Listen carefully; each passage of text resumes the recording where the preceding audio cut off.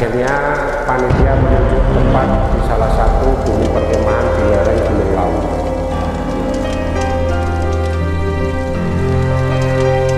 Sampai ke lokasi itu sudah gelap, Pak. Dan di situ tidak ada siapapun kecuali ada seorang perempuan, Pak. Saya minta anak perempuan.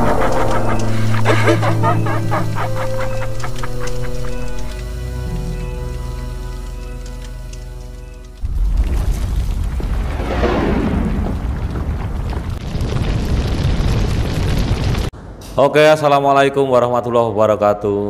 Waalaikumsalam. Jumpa lagi dengan Jos Bloko Misteri Channel.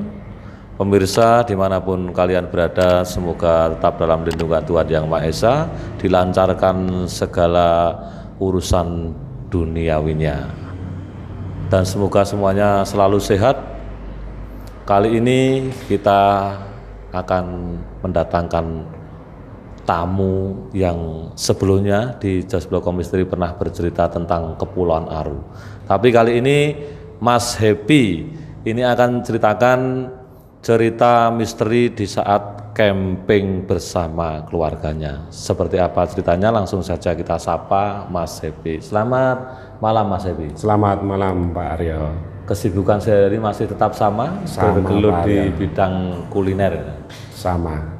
Mas Happy akan bercerita tentang misteri di saat Mas Happy camping dengan keluarganya. Seperti apa Mas Happy ceritanya? Jadi begini Pak Aryo, kejadian ini terjadi beberapa hari setelah Hari Raya Idul Fitri tahun 2021. Kebetulan saat itu dari kantor istri saya itu ada halal bihalal sekaligus gathering keluarga besar. Akhirnya panitia menunjuk tempat di salah satu bumi perkemahan di lereng Gunung Lawu. Ya. Acaranya camping bersama. Saat itu kita berangkat dari rumah. Itu kebetulan istri saya dan anak-anak saya ikut semua, beserta adik-adik saya angkat itu ada 3 orang yang ikut, 2 cowok 1 cewek. Saat itu kami berangkat sore jam 3. Jam 3 itu berangkat, di jalan masih mampir-mampir, akhirnya sampai ke lokasi itu sudah gelap Pak Aryo. Habis maghrib baru sampai lokasi. Baru awal datang itu sudah terjadi hal yang janggal. Ternyata salah satu adik saya angkat ini yang cowok ini ada yang nahan buang air kecil di perjalanan, tapi dia tidak berani ngomong. Ya. Sampai di lokasi, kebetulan kan dekat lokasi itu parkir itu kan ada toilet berjajar-jajar gitu Pak Aryo. Itu ada sekitar 5 toilet lah. Nah, singkat cerita adik saya masuk ke situ, buru-buru masuk. Saya memarkirkan mobil. Saya lihat itu dia baru masuk ke toilet itu kok tiba-tiba lari keluar dengan ketakutan ini Pak Aryo. Dengan rasa ketakutan dia teriak-teriak, bang gitu. Loh, kenapa kok nggak jadi buang air tak bang? Katanya di sebelahnya dia buang air ini tadi, di toilet sebelahnya ini tadi ada suara perempuan yang ketawa. Terus setelah dicek sama adik saya ini, ternyata di sebelah ini kosong Pak Aryo, pintunya terbuka, tidak ada orang. Nah saat itu saya tanya, lah gimana, apa ditemenin sama bang? Nggak usah bang, nanti aja bang, nggak apa-apa, masih bisa nahan gitu. Terus akhirnya kita naik, kita ambil barang-barang, kita naik ke camping.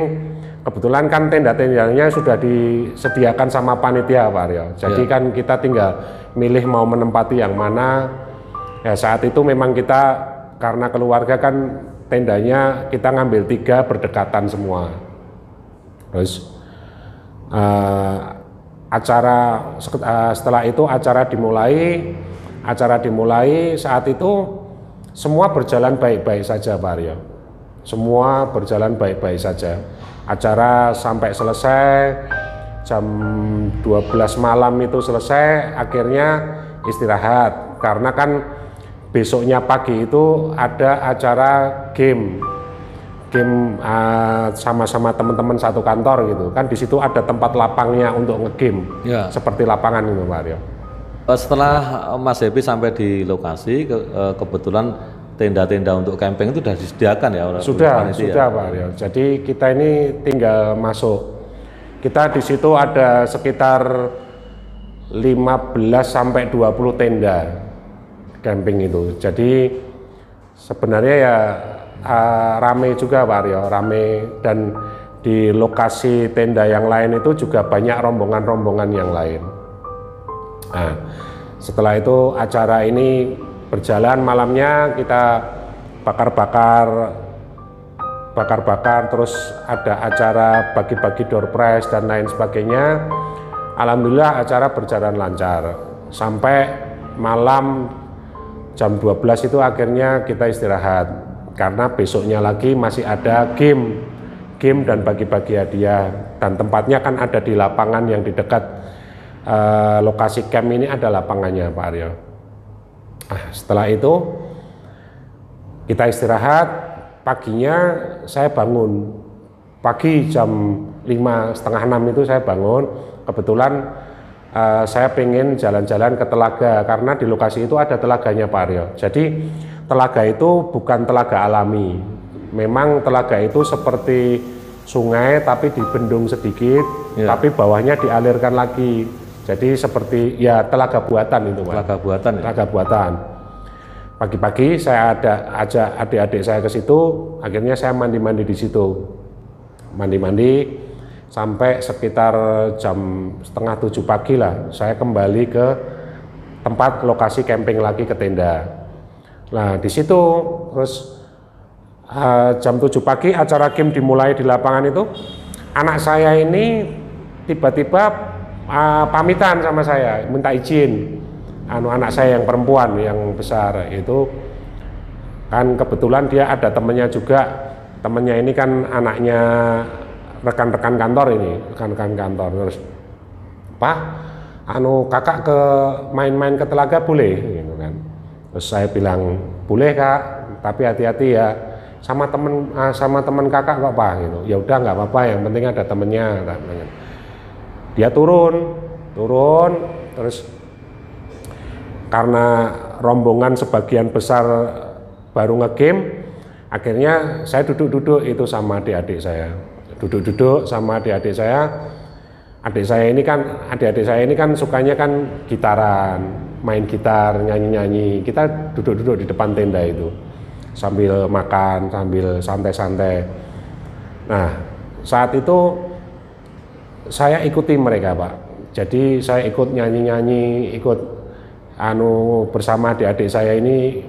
Terus entah kenapa saat itu tiba-tiba kok kepala saya ini rasanya berat Pak Aryo. Kepala saya berat, terus saat itu saya berpikir paling agak capek apa kurang tidur kan gitu kan. Kok tahu-tahu itu saya rasanya itu pengen nunduk gitu. Sampai akhirnya nunduk, kok tiba-tiba saya ini tahu-tahu kayak beralih ke alam yang lain gitu loh Pak Aryo. Ya. Jadi tiba-tiba saya sudah tidak di lokasi camping di mana saya duduk ini tadi bersama adik-adik saya. Tahu-tahu saya pindah di telaga Pak Aryo. Jadi suasananya yang ada di depan saya ini telaga. Dan di situ tidak ada siapapun kecuali ada seorang perempuan Pak Aryo. Seorang perempuan ini, jadi semisal saya posisinya di sini, perempuan itu duduk di seberang sana Pak Aryo. Di seberang telaga? Iya, di seberangnya telaga. Cuma dengan posisi duduk itu, dia duduk, kakinya agak dilipat sedikit begini, duduk santai. Saat itu pakaian dia itu pakai gaun putih gitu Pak. Gaun putih, kondisi saya masih bisa menggambarkan wujud perempuan itu sampai sekarang saya masih bisa Pak Aryo. Jadi gaunnya itu putih, rambutnya itu lurus, hitam, panjang, cantik dia Pak Aryo. Cuma yang agak menakutkan itu kulitnya ini dari wajah sampai tangan sampai kaki ini putih pucat, seperti orang nggak punya darah gitu loh Pak Aryo. Jadi seramnya di situ, seramnya itu di situ. Saya terkejut juga saat itu. Cuma yang saya herankan saat itu, kok sepertinya saya ini merasakan kesedihan apa yang dia rasakan Pak Aryo. Saya ini hanyut gitu loh, perasaan saya ini hanyut. Jadi dia cuma duduk termenung ngeliatin saya, terus yang saya nggak menduga lagi itu kok tiba-tiba dia mengajak komunikasi, ngobrol gitu kan? Iya Pak Aryo, ngobrol. Cuma ngobrolnya ini bukan ngobrol kita kayak orang bicara saya sama jenengan gitu. Jadi cuma di dalam batin Pak Aryo. Jadi dia itu saat itu bilang sama saya, hei kamu lihat, orang begitu banyak di sana itu kamu lihat, mereka semua main di tempatku sini. Padahal aku ini di sini merasa kesepian. Dia bilang seperti itu. Nah, saat itu saya diam aja Pak. Dia bilang seperti itu sama saya itu, saya diam aja. Saya tidak ada reaksi apapun, cuma saya lihat terus.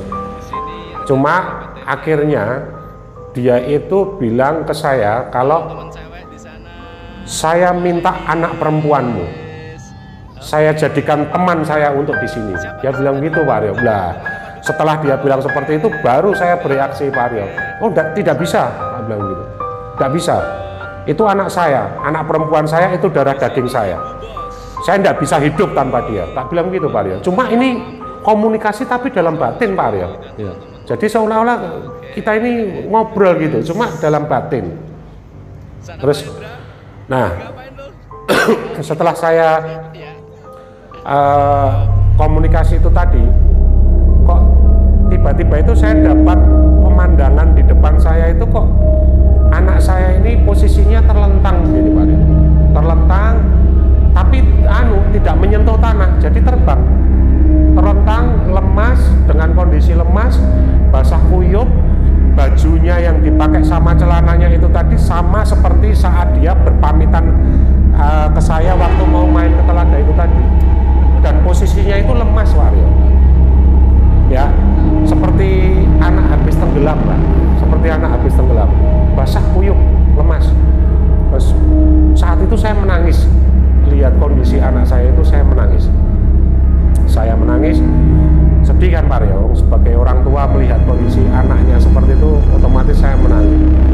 Cuma saat itu memang saya tidak tahu kok dapat gambaran seperti itu, saya tidak tahu. Nah, tiba-tiba kok setelah itu saya itu mulai perlahan-lahan itu sadar dan kembali lagi saya sadar bahwa posisi saya itu di depan tenda bersama adik-adik angkat saya itu. Cuma karena saat itu saya sadar, kok seperti ini, gitu kan. Akhirnya saya spontanitas itu saya suruh adik-adik saya itu,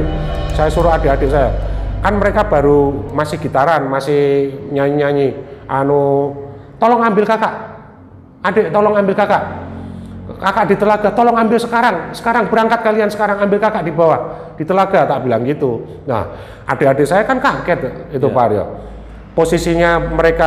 Posisinya saat itu saya menangis, menyuruh mereka itu saya masih posisi menangis Pak Aryo.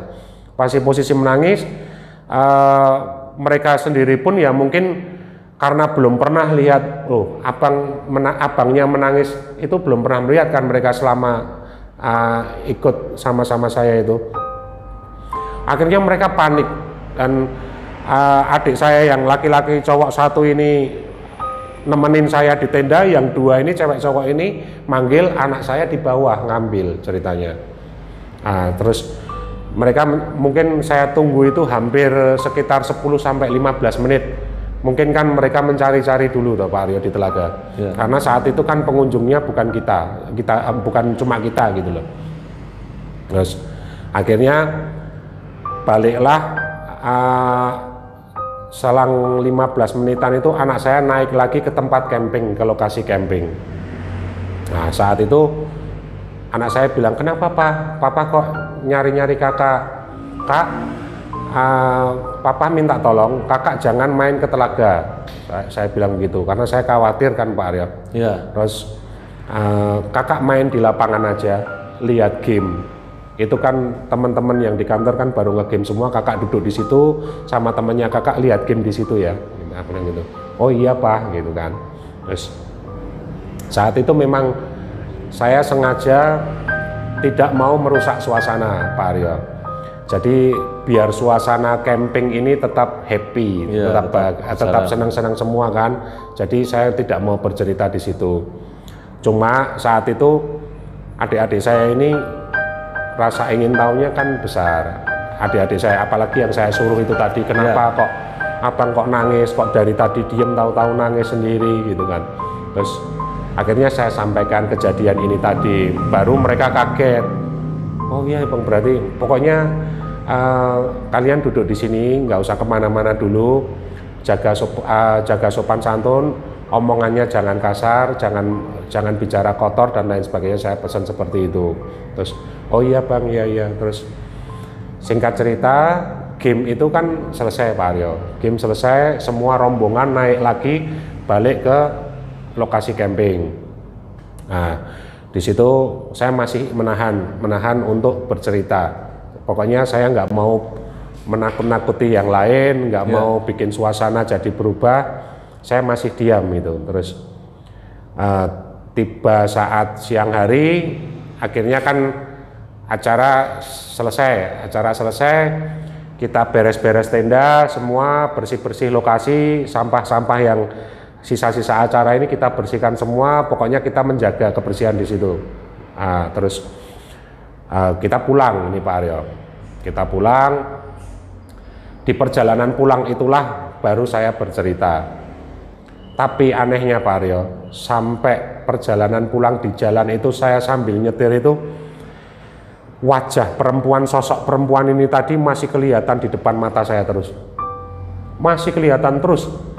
Sampai sepanjang perjalanan itu seperti di depan saya terus begitu rasanya. Nah, itu sosok perempuan penunggu tempat camping tadi ya? Mungkin iya Pak Aryo, mungkin penunggu di situ. Karena saat itu dia bilang, itu loh lihat orang sebegitu banyaknya ini main di tempatku semua, tapi aku masih merasa sepi. Jadi dia itu sedih kesepian gitu loh Pak Aryo. Posisi saat komunikasi dengan perempuan tadi yang dengan batin tadi, komunikasi yang disampaikan itu Jawa atau Indonesia atau bagaimana Bang? Saat itu pakai bahasa Jawa Pak Aryo, pakai bahasa Jawa. Jadi saat itu lu deloken menungso semono akeh-akeh dolan ning panggonanku kene. Padahal aku kene iki dhewe, aku sepi. Aku kesepian gitu loh Pak Aryo. Serem juga. Iya Pak Aryo, jadi pakai bahasa Jawa. Terus saat itu lanjut ke tadi ya Pak Aryo. Jadi saat perjalanan pulang itu dia masih terasa sekali, masih kelihatan sekali sosok itu. Bahkan mungkin Pak Aryo sampai sekarang ini pun saya ini masih bisa menggambarkan seperti apa. Seandainya ibarat kita ini manusia begini, saya pernah ketemu Pak Aryo mungkin berapa tahun lagi itu saya masih ingat sekali Pak Aryo. Jadi untuk mendetailkan wujudnya seperti apa, wajahnya seperti apa, terus ya semuanya masih jelas sekali sampai saat ini. Saat itu saking saya terbayang-bayangnya di pas perjalanan pulang itu, setelah saya bercerita di dalam mobil, karena kan ini udah lingkup keluarga saya sendiri.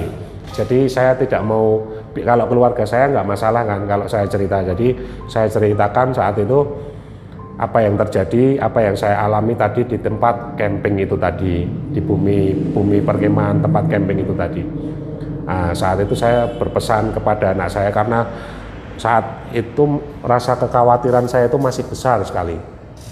Saya pesan sama anak saya, Kak, nanti setelah pulang ke rumah, nanti kakak malam tidurnya jangan sendiri dulu ya, gitu. Nanti tidur sama papa di kamar, gitu. Terus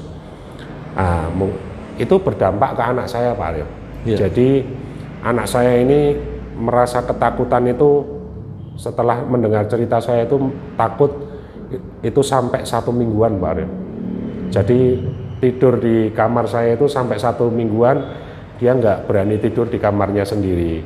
Cuma ya saya besarkan hatinya maksudnya agar tidak ada rasa trauma, biar tidak ada rasa takut. Jadi mudah-mudahan ya alhamdulillah sampai sekarang ini sudah nggak ada, maksudnya nggak ada gangguan lagi atau dia perempuan itu nongol lagi atau gimana, sudah nggak Pak Aryo. Gitu ceritanya. Mungkin suatu pesan dari sosok penunggu tadi kepada Mas Happy dan keluarga tentunya berpesan agar tetap selalu memberikan kasih sayang kepada anaknya. Itu tadi kan anak mau diminta itu, mau diminta perempuan yang penguasanya telaga tadi, tempat campingnya. Terus teman-teman camping Mas Happy itu yang adik-adik angkat itu posisi ada di tenda-tenda sendiri atau? Saat itu kalau pas tidur malamnya mereka sendiri, karena kita kan saat itu mendapatkan jatah tenda 3, jadi kita kan tidurnya sendiri-sendiri, tapi kan pas acara apa kita kumpul-kumpul sama-sama di depan tenda. Juga ada yang banyak mengalami hal misteri juga atau hal-hal kecil di saat itu tadi Pak Aryo, yang pas di awal yang pas mau buang air kecil ini tadi, salah satu ada sinyal dulu ya? Iya, jadi ada tanda-tandanya dulu waktu kita datang ini, itu udah terjadi kejanggalan itu tadi. Jadi ketika dia ke toilet baru masuk udah nahan terlalu lama buang air kecil, tiba-tiba ada suara perempuan ketawa di toilet sebelahnya itu tadi, padahal kosong. Sudah ada sinyal dulu. Iya, sudah ada sinyal dulu sebelumnya. Nah, mungkin kalau saya sendiri berpesan Pak Aryo untuk kita semua dimanapun tempatnya, itu mau di hutan, mau di gunung, mau di laut, intinya dimanapun kita jaga sopan santun, jangan teriak-teriak, jangan bicara kotor, jaga kebersihan dan lain sebagainya. Karena kita ini tidak pernah tahu Pak Aryo, di tempat seperti itu ada apa, itu kita nggak pernah tahu. Yang jelas saya mengalami sendiri saat itu Pak Aryo, dan ini menyangkut keluarga saya. Jadi cerita ini bukan cerita yang dibuat-buat atau disetting, tapi ini memang pernah terjadi dan kisah saya nyata alami. Ya? Kisah nyata. Saya tidak akan mungkin berani menceritakan kalau tidak saya alami sendiri, apalagi berkaitan dengan keluarga. Iya, apalagi anak. Anak, iya Pak Aryo. Gitu teman-teman, cerita dari Mas Happy tadi berkaitan dengan keluarganya. Jadi teror dari sosok penunggu tempat camping tadi yang menginginkan anaknya Bang Happy, anak yang pertama, yang perempuan yang mau dijadikan teman oleh sosok penunggu tempat camping tadi. Jadi nantikan cerita-cerita misteri di Jos Bloko Misteri Channel, tetap setia di obrolan misteri bersama Aryo Kundo. Jangan lupa like, subscribe, dan komen. Terima kasih, selamat malam, salam misteri.